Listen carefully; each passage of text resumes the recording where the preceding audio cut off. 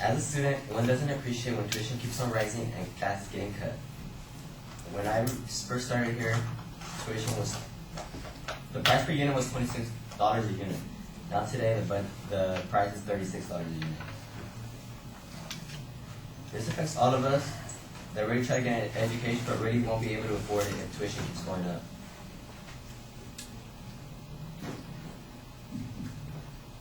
This is my third year at Fullerton College, so I can see how tuition is going up and classes being cut, which is making it harder for us to get out of here in time.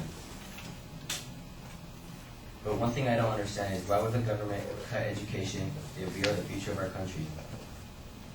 So due to that fact, I was really interested in this, so I wanted to discover the process of budget cuts. I kind of have an understanding of it, but I wanted to go more in depth, so I decided to research more about the process. So as today, I will cover the budget process, how the money gets distributed, and what programs are cut first.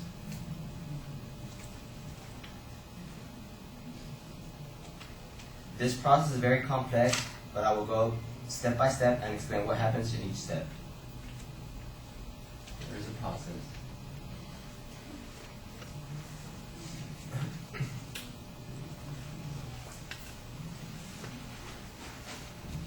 First, the departments review the expenditure plans from last year. Then, the Department of Finance receives it and analyzes the budget and follows the priorities of the governor.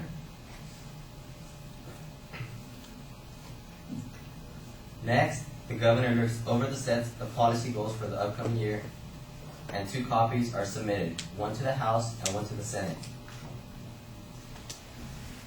like in the federal government. Third, the Legislative Analysis Office prepares an analysis of the budget bill and testifies to subcommittees on the proposed budget.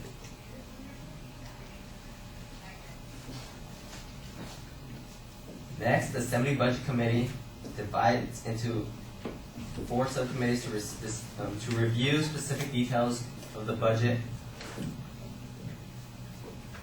As in the Senate, the budget, they also divide into subcommittees and review specific details like the Assembly does. Next, the Senate and Assembly floor examine the report of the subcommittees from the Assembly and the House and introduce it to the Budget Conference Committee. The Budget Conference Committee attempts to work any differences between the House Assembly and the Senate. Finally, with majority vote in each house, voting is done and the budget bill is sent to the governor for his signature.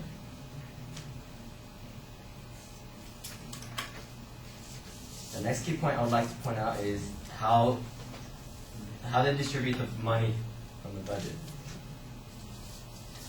As shown here, 39% goes to K-12 schools, 29% goes to health and social services, 13% goes to higher education, 11% goes to corrections, rehabilitation, 2% natural resources, and 7% is other, which includes business, transportation and housing, etc.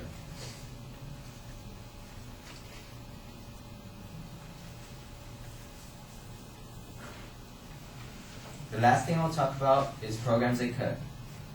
One would think they would cut programs that weren't necessary, but instead they cut the programs that cost more money, which include K-12 education, health and social services, and higher education.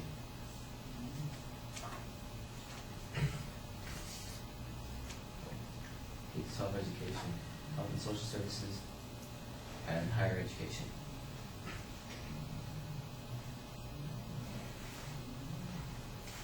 Finally, today I have talked about the budget process and how they distribute the budget and how they decide what programs will receive cuts.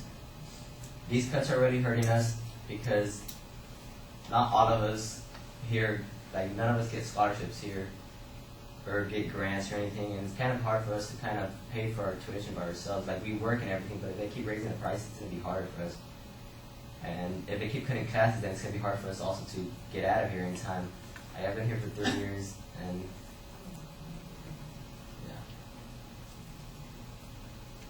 That's it.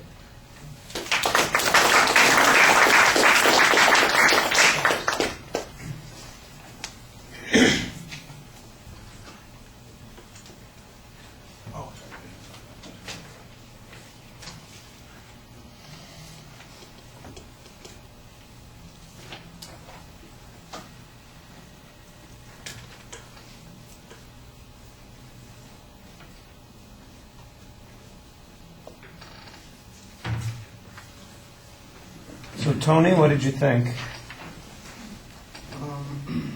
Overall, I thought you had a really good presentation. You chose a topic that your audience can relate to, and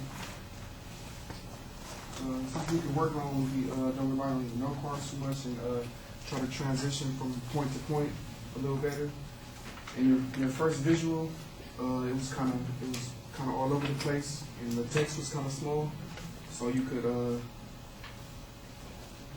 probably explain that a little bit more, but on the second visual, you did explain it, so that was good. And yeah, that's about it.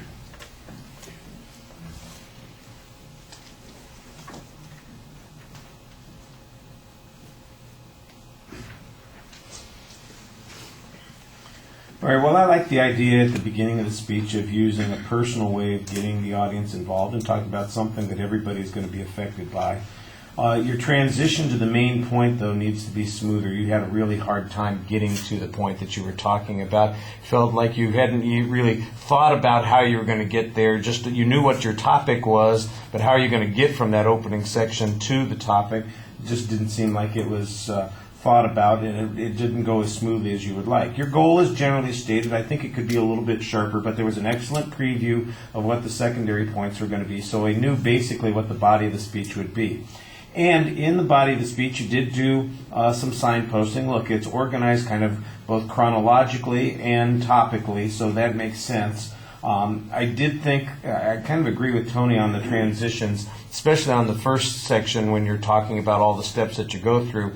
Next is a transition phrase, but boy, did you use it a lot. And it's like next, next, next. It sounds like, the line at the doctor's office or something like that. Okay, bend over, next, bend over, next, that kind of thing. So I think you want to be a little bit more thoughtful about how you're getting from those. Remember, you're telling us a story about a process. You don't want to just say, well, here's what's on the picture, and next thing, and next thing, and next thing, and next thing. You want to kind of put it into a process. I think this would be a good example of, or a good place for an example that you could follow throughout the presentation. Say, for instance, here's what the governor's budget was back in January when he proposed it. Now, let's look at what the procedure was to put it into place. Brown proposed X, Y, and Z. So that has to go to this committee in the Assembly.